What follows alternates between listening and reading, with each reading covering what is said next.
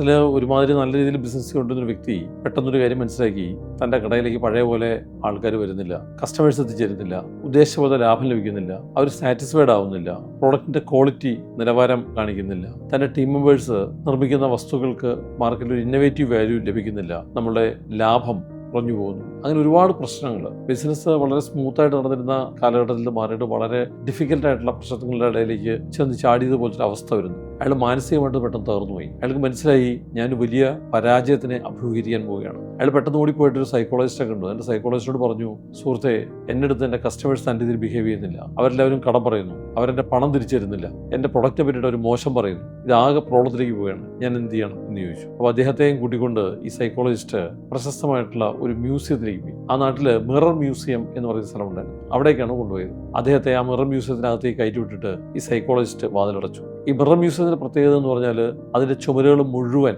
Mirror പാനൽസാൽ അലങ്കൃതമാണ്. അതിൻ്റെ ceiling മുഴുവൻ mirror panels ആണ്. അതിൻ്റെ ഫ്ലോർ മുഴുവൻ മിറർ പാനൽസ് ആണ്. ഇതിനകത്തേക്ക് കടന്നു ചെന്ന ഈ സംരംഭകൻ കണ്ടത് തനിക്ക് ചുറ്റും ഒരു 5000 സംരംഭകർ നിൽക്കുന്നതായിട്ടാണ്. തൻ്റെ ഇമേജാണ് ചുറ്റും കാണും തൻ്റെ ഇമേജ്. അയാൾക്ക് പെട്ടെന്ന് ദേഷ്യം വന്നു. അയാൾ തൻ്റെ കൈ ചുരുട്ടി ഒരു ഇമേജിനെ തന്നെ ഇടിക്കാൻ ചെന്നു. അപ്പോൾ അയാൾക്ക് മനസ്സിലായത് ഈ 5000 പേരും തന്നെ ഇടിക്കാൻ വരുന്നതായിട്ട് തോന്നിയത്. അദ്ദേഹം വളരെ ദേഷ്യത്തോടു കൂടിയിട്ട് ശബ്ദം ഉയർത്തി. നോക്കുമ്പോൾ കാണുന്നത് തനിക്ക് ചുറ്റും നിന്ന് ഏകദേശം 5000 പേര് തന്നെ നേരെ ശബ്ദം ഉയർത്തുന്നതായിട്ടാണ്. അദ്ദേഹം അവിടെ നിന്ന് ഓടാൻ ശ്രമിച്ചു. അപ്പോൾ അദ്ദേഹത്തിന് മനസ്സിലായത് ഈ 5000 പേരും തന്നെ ഓടിക്കുന്നതായിട്ടാണ്. അദ്ദേഹം അവിടെ നിന്ന് തൻ്റെ മുമ്പിൽ കണ്ട ഒരു ഇമേജിലേക്ക് കാർക്കിച്ച് തുപ്പാൻ ശ്രമിച്ചു. അദ്ദേഹത്തിന് തോന്നിയത് തിരികെ ഈ 5000 പേരും തന്നെ നേരത്ത് പോകുന്നതായിട്ടാണ്. അയാൾ ഉറക്കെ അലറി വിളിച്ചപ്പോൾ സൈക്കോളജിസ്റ്റ് ഡോർ തുറന്ന് അദ്ദേഹത്തെ പുറത്തിറങ്ങി. അദ്ദേഹത്തോട് വളരെ കാര്യമായിട്ട് അദ്ദേഹത്തെ ആശ്വസിപ്പിച്ചുകൊണ്ട് പറഞ്ഞു, സുഹൃത്തെ, നിങ്ങളുടെ ബിസിനസ് എന്ന് പറയുന്നത് ഈ മിറർ മ്യൂസിയം പോലെയാണ്. നിങ്ങൾ എങ്ങനെയാണ് നിങ്ങളുടെ കസ്റ്റമേഴ്സിനോട് പെരുമാറുന്നത്, നിങ്ങൾ എങ്ങനെയാണ് നിങ്ങളുടെ പ്രൊഡക്റ്റ് ഉണ്ടാക്കുന്നതിൽ ശ്രദ്ധിക്കുന്നത്, നിങ്ങൾ എങ്ങനെയാണ് നിങ്ങളുടെ സർവീസ് ചെയ്യുന്നതിൽ 100% ഉത്തരവാദിത്വബോധത്തോട് പെരുമാറുന്നത്, അതുപോലെ തന്നെയാണ് നിങ്ങളോട്